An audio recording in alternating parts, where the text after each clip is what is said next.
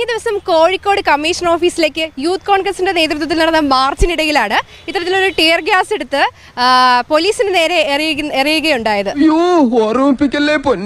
ധീരന്മാരെ അഭിനന്ദിക്കാൻ ഈ ദാമോദരജിക്ക് എന്ന് സന്തോഷമുള്ളൂ. അതിൽ ആ എറിഞ്ഞ ആളാണ് നമുക്കിപ്പം ഉള്ളത്, അഡ്വക്കേറ്റ് ആദിൽ അലി.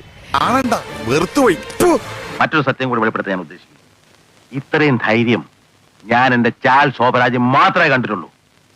നിനക്ക് എങ്ങനെ കിട്ടി കുട്ടി ധൈര്യം? ഞാനും എൻ്റെ സഹപ്രവർത്തകരും ഞങ്ങൾ എല്ലാവരും ബാരിക്കേഡിനിപ്പുറം കൂടി നിന്നുകൊണ്ട് ഞങ്ങൾ മുദ്രാവാക്യം വിളിക്കുക മാത്രമായിരുന്നു ചെയ്തുകൊണ്ടിരുന്നത്. ഈ മുദ്രാവാക്യം വിളിക്കുന്ന അവസരത്തിൽ യാതൊരു പ്രകോപനവുമില്ലാതെ പോലീസ് ആ ടിയർ ഗ്യാസ് ഉപയോഗിക്കേണ്ടതായിട്ടുള്ള ഒരു പ്രൊസീജിയറും പാലിക്കാതെ, സോറി അറിഞ്ഞോണ്ടല്ല മനഃപൂർവ്വമല്ലേ, ഒരു നല്ല ഡയലോഗ് പറയാൻ വന്നതാ, മറന്നുപോയി.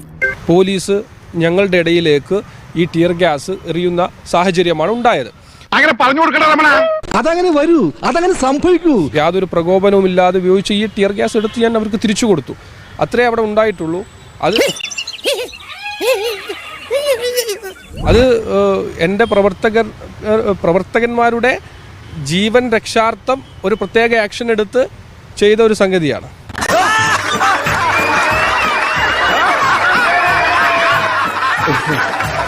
നമ്മളെയാണല്ലോ മച്ചമ്പി നമുക്കിട്ടെന്ന് വെച്ചല്ലേ. അത് എൻ്റെ പ്രവർത്തകന്മാരുടെ ജീവൻ രക്ഷാർത്ഥം ഒരു പ്രത്യേക ആക്ഷൻ എടുത്ത് ചെയ്ത ഒരു സംഗതിയാണ്.